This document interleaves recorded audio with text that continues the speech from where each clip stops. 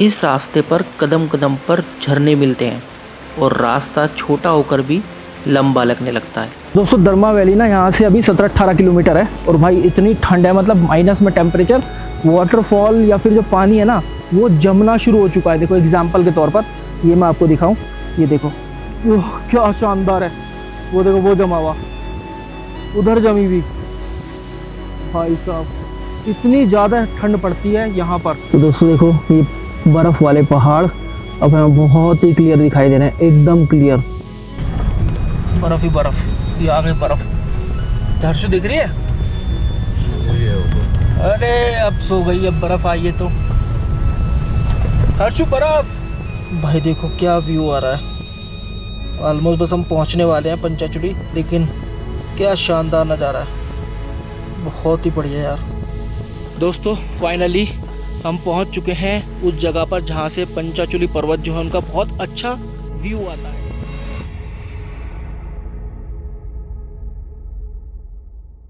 दोस्तों ये थी हमारे नए साल की सबसे पहली लॉन्ग ड्राइव और इतनी लंबी कि 100 नहीं, 200 नहीं, 500 भी नहीं, बल्कि 1200 किलोमीटर लंबी ड्राइव, वो भी एक तरफ से। और मैं अपनी फैमिली के साथ पहुंच गया भोपाल से सीधा धारचूला।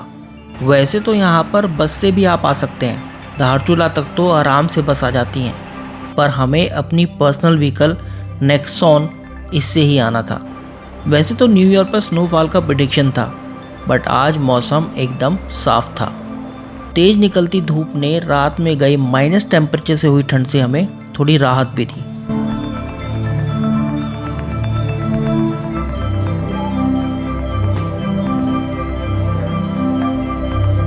हाय guys, good morning and good morning from Dharchula. हम यहाँ पर रात को आ गए थे, 7:30-8 बजे के आसपास हमने यहाँ पर रूम ले लिया था। और जो ये होटल है ये है होटल गांगरी। और देखो अभी जो हम इस समय ना यहाँ पर ये टेरिस पर हैं इनकी, और यहाँ से ये टेरिस में जो ना ये शारदा रिवर बोल लो या फिर काली नदी बोल लो, ये वाली जो नदी यहाँ पर बह रही है। और जो वो वाले पहाड़ है ना, वो जो पहाड़ है वो पहाड़ हो गए नेपाल के, उधर नेपाल है और इधर जो है हम इंडिया में खड़े हैं, ऑब्वियसली बात है। तो इस तरीके से ना यहाँ पर ये डिवीजन है। ये आ गया भाई हमारा पराठे, और इधर हाँ मूली का लच्छा और ये चटनी, और ये वही वाला आइटम भाई जो काफ़ी बढ़िया ये बनाते हैं यार। ये तो हम घर भी बनाएंगे, घर भी ट्राई करेंगे। और अच्छी बात ये है कि अब जो है थोड़ा सा धूप भी निकल चुकी है, हल्की हल्की धूप आना शुरू हो गई है। ओस की बूंद अभी मैंने देखी भाई, वो जम रही थी ओस की बूंद यहाँ पर, क्योंकि 1-2 डिग्री तापमान रहता है। ये दौड़ तो हमारी आदि कैलाश और ओम पर्वत की थी, पर वो कहते हैं ना, बाबा ने जिसे बुलाया केवल वही जा पाया। वहाँ जाना तो हमारा संभव नहीं हो पाया, इसलिए हमने दारमा वैली का रुख लिया। तो दोस्तों सीन कुछ ऐसा है कि we decided to go for Darma valley. और भाई यहाँ दरमा वैली के लिए हम जा रहे थे, लेकिन हमारा शेयरिंग वाला जो था ना वो भी हो गया था, पर फिर बाद में जब गाड़ी आई पता चला उसके अंदर सीट नहीं मिली और हम भी थोड़ा लेट हो गए। तो अभी जो है हमारी एक पर्सनल गाड़ी आ रही है, वहाँ पर हम जाएंगे दरमा वैली में। और ये तो हमारी गाड़ी खड़ी है ना, वो ये खड़ी, बस हम अपनी गाड़ी ना ले जाना इसलिए अवॉइड कर रहे हैं कि कहीं ऐसा ना हो कि वहाँ पर बर्फ़ पड़ जाए और अपन लोग फंस जाएं। तो ऐसा नहीं होना चाहिए। दोस्तों एक फ्रेश अपडेट अभी ये है कि अभी ये जो होटल वाली आंटी हैं इन्होंने अभी हमारी टैक्सी कराई है और वो 7500 बोल रहे हैं भैया, और अभी वो लेकर आ रहे हैं। तो दारमा वैली जाएंगे। बस ये है कि यार बर्फ़ मिलनी चाहिए, 50-50% चांसेस है बर्फ़ पड़ने के, बर्फ़ पड़े भी या ना भी। अगर मिल गई बर्फ़ तो बढ़िया है, कामयाब हो जाएंगे हम, और ये 7500 रुपये हमारे वसूल हो जाएंगे। ये भैया आ गई अपनी गाड़ी और अभी ये धोएगी। भैया कब से खड़ी कर रखी है गाड़ी? 2 हफ्ते? चलो आज हमने आपका वो कराई दिया उद्घाटन, आज हमने आपको बहाना दे दिया धोने का। इसको गाड़ी की आपने बेकदरी कर रखी थी।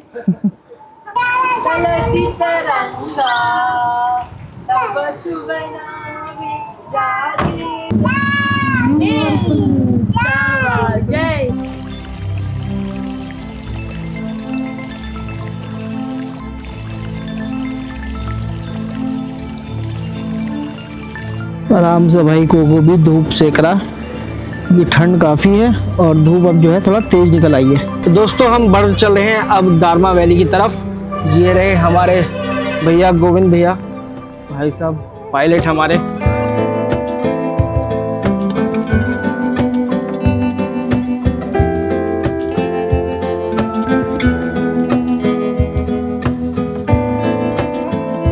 और यहाँ पर ये धारचूला खत्म हो जाता है। भैया धारचूला विलेज है या डिस्ट्रिक्ट है, क्या है? टाउन है।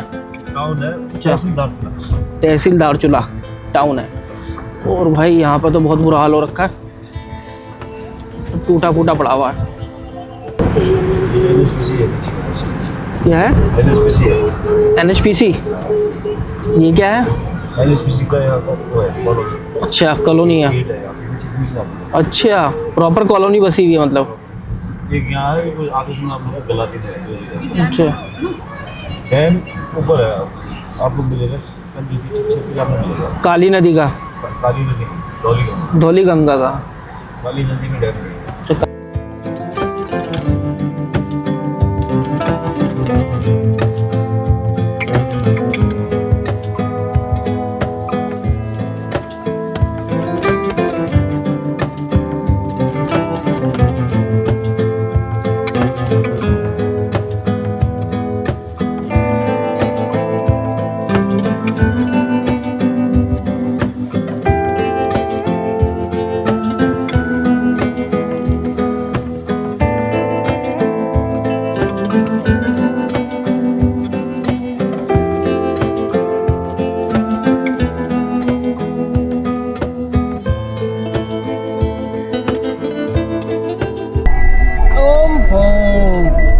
ये तो रास्ता बड़ा झुलाने वाला है, खाना पचाने वाला है।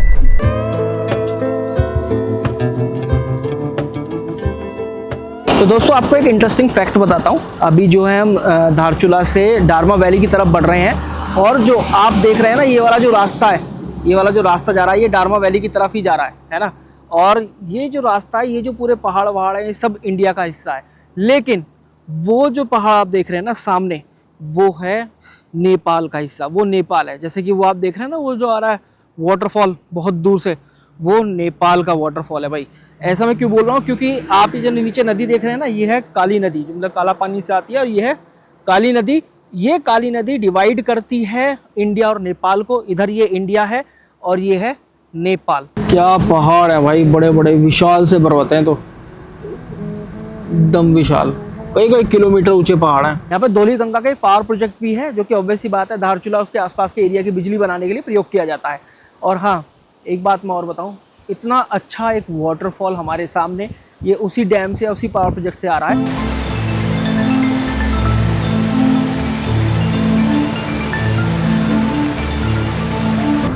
क्या शानदार रास्ता है भाई, मज़ा आ गया। अब ऐसा नहीं लग रहा जैसे गुड़िया हम वो स्पीति वाला जो पहाड़ है ना, उन पे चल रहे हो जैसे।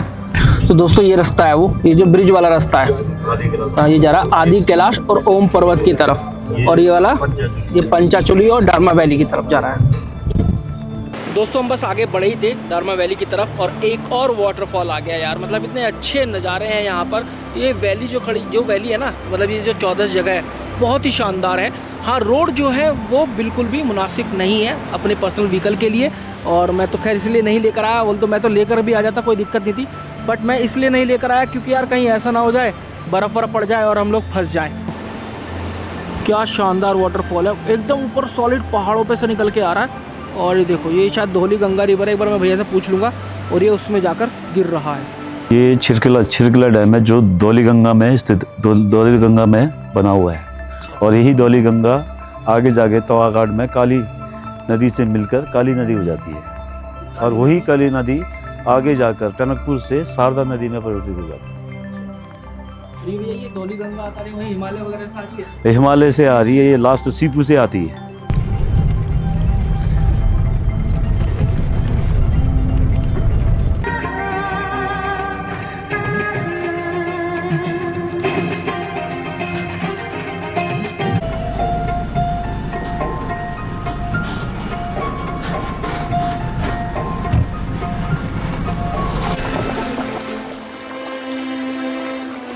बस थोड़ा आगे ही बढ़े थे हम, और अचानक प्रकृति ने अपने सबसे खूबसूरत रंग बिखेर दिए। नीचे बहती धौली गंगा, कभी हरा पानी तो कभी नीला, मानो आकाश और धरती दोनों को अपनी गोद में समेटे हुए हो। इस रास्ते पर कदम कदम पर झरने मिलते हैं, और रास्ता छोटा होकर भी लंबा लगने लगता है, क्योंकि बार बार रुक कर इस खूबसूरती को आँखों से भरने से खुद को रोक नहीं पाते।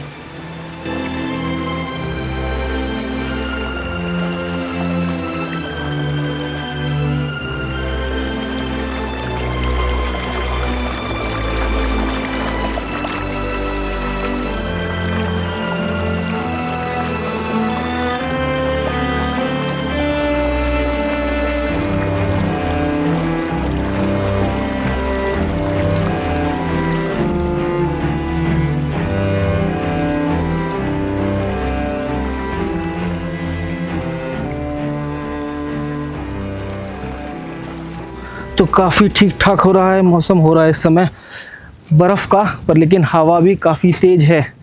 ये हवा तेज़ होने की वजह से जो है बर्फ़ पड़ने के चांसेस भी कम हो जाते हैं, क्योंकि ये बादल जो बर्फ़ बरसाता है ना, सबको उड़ा के ले जाती है। तो फाइनली अभी हम दर के अंदर हैं, जो कि कायदे से तो दरमा वैली के अंदर ही आता है। आप देखिए इसकी ऊंचाई 7019 फीट है। ये रही हमारी गाड़ी।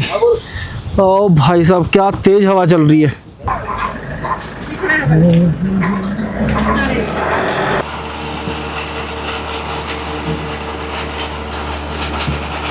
सब लोग जो है यहाँ पर रुके हुए हैं। देखो वो चल रहा काम, पूरी मशीन, पूरा रोबोट है। तो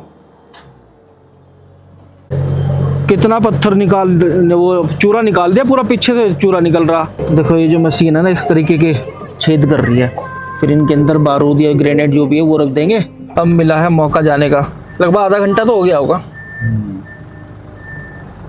और भाई साहब बात यह है कि वहाँ से आने वाले लोग तो हैं, पर हमारे पीछे कोई भी नहीं खड़ा, एकदम खाली है। देखो एकदम खाली, कोई नहीं है हमारे पीछे।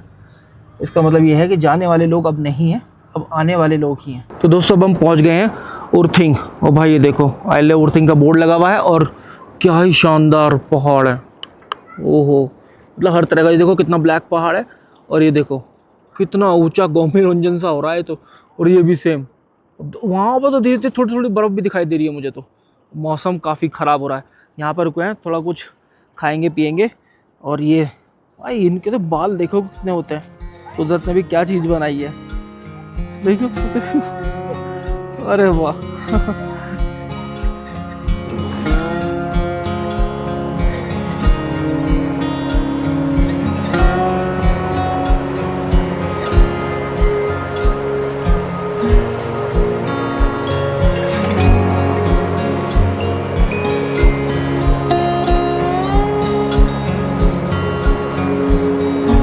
दारमा वैली के रास्ते में बसा एक छोटा सा गांव उर्थिंग, जहां भीड़ नहीं, शोर नहीं, सिर्फ पहाड़ों की खामोशी और प्रकृति की सच्चाई बसती है।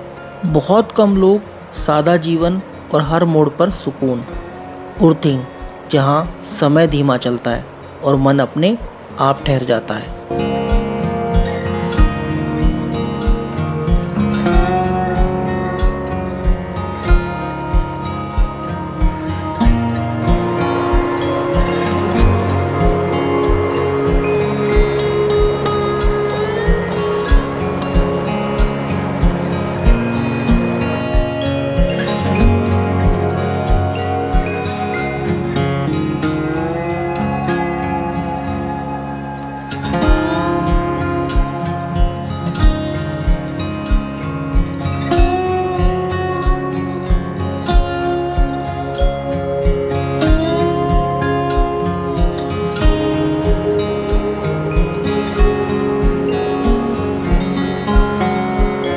तो दोस्तों दरमा वैली का जो रास्ता है ना, वो काफ़ी ज़्यादा एडवेंचरस है। मतलब बहुत सारी तो वाटर क्रॉसिंग है, काफ़ी सारे वाटरफॉल है, सड़क पे ही वाटरफॉल है, और काफ़ी गाड़ी ना उछलती है। वैसे अच्छा हुआ हम गाड़ी नहीं लेकर आए, हमने ये वाली गाड़ी कर ली थी, बोलेरो। इसके शॉकर भी अच्छे हैं, और भाई भैया चलाने में भी बहुत मस्त है। मतलब चलाने वाला तो क्या, लेकिन यार ये गाड़ी कहीं बच जाती फालतू की, और लगभग 1500-2000 रुपये का तो हमारा तेल ही लग जाता। हाँ भाई, क्या भोंक रहा था? भोंक रहा था मेरे को।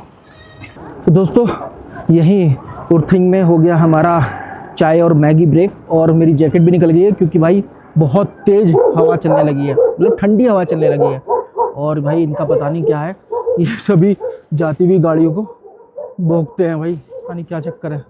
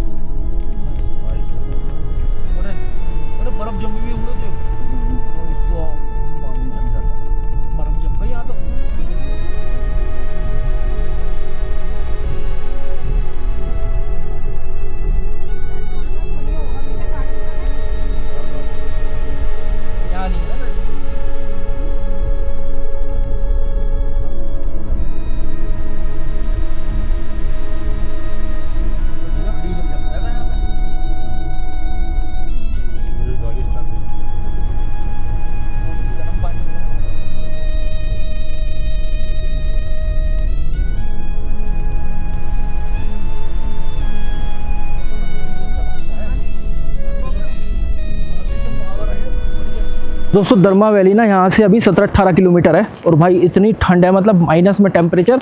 वाटरफॉल या फिर जो पानी है ना वो जमना शुरू हो चुका है। देखो एग्जाम्पल के तौर पर ये मैं आपको दिखाऊं, ये देखो ये भाई जमा हुआ पानी है, देख रहे हो पानी जम चुका है। और अभी तो आगे आपको दिखाता हूँ बर्फ़ की सिल्ली, मतलब पूरी ये यहाँ से आ रहा है वाटरफॉल और ये देखो कहीं ना कहीं जमा हुआ है, कहीं कहीं से देखो हो रहा। ओह भाई साहब ये देखो दिख रही है वो बर्फ़, क्या शानदार है। वो देखो वो जमा हुआ, उधर जमी हुई। भाई साहब इतनी ज़्यादा ठंड पड़ती है यहाँ पर यार, वास्तव में ना रास्ता काफ़ी ज़्यादा एडवेंचरस है और बहुत तेज़ ना हवा भी चल रही है। मतलब हवा तो इतनी तेज़ नहीं है सही बताऊँ तो, लेकिन हवा बहुत ज़्यादा ठंडी है। फटाफट गाड़ी में बैठता हूँ और मुझे लग रहा है कि बर्फ़ ज़रूर पड़ेगी। तो दोस्तों नांगलिंग हम पहुँच गए हैं और बस दरमा वैली से कुछ किलोमीटर है। और जैसे कि मैंने आपको बताया या दिखाया कि भाई पानी जो है जमना शुरू हो चुका है। तो दोस्तों देखो ये बर्फ़ वाले पहाड़ अब हमें बहुत ही क्लियर दिखाई दे रहे हैं, एकदम क्लियर। और नीला आसमान, मौसम तो साफ़ है, शायद ही बर्फ़ पड़ेगी, लेकिन भाई देखो क्या शानदार लग रहा है। नीला आसमान और काले काले पहाड़ों पर सफ़ेद रंग की बर्फ़, बर्फ़ ही बर्फ़। ये आ गई बर्फ़, दर्शु दिख रही है? अरे अब सो गई, अब बर्फ़ आई है तो हर्षु बर्फ़। भाई देखो क्या व्यू आ रहा है। ऑलमोस्ट बस हम पहुंचने वाले हैं पंचाचूली, लेकिन क्या शानदार नज़ारा है, बहुत ही बढ़िया यार। दोस्तों फाइनली हम पहुंच चुके हैं उस जगह पर जहां से पंचाचूली पर्वत जो है उनका बहुत अच्छा व्यू आता है। ओ भाई साहब, और ये तो पंचाचूली पर्वत है वो देखो, और इधर देखो ये भी माउंटेन्स है। ये पंचाचूली पर्वत नहीं है लेकिन भाई बहुत ही ज़्यादा शानदार ये लग रहे हैं। तो यार वैसे तो अंधेरा हो रहा है, पर ये अभी हम फाइनल कर रहे हैं। इन्होंने बताया था ये 2000 पर पर्सन, मतलब 4000 का बताया था, और अब हम ये 3600 का कर रहे हैं। उधर वॉशरूम है, ठीक है मतलब। और यहाँ से जो व्यू है, यहाँ से देखो ये जो रूम है ना, रूम से निकलते ही ये व्यू है। ये रहा उधर पंचाचूली पीक पूरा, और भाई इधर अपना ये हो गया पहाड़ वहाड़।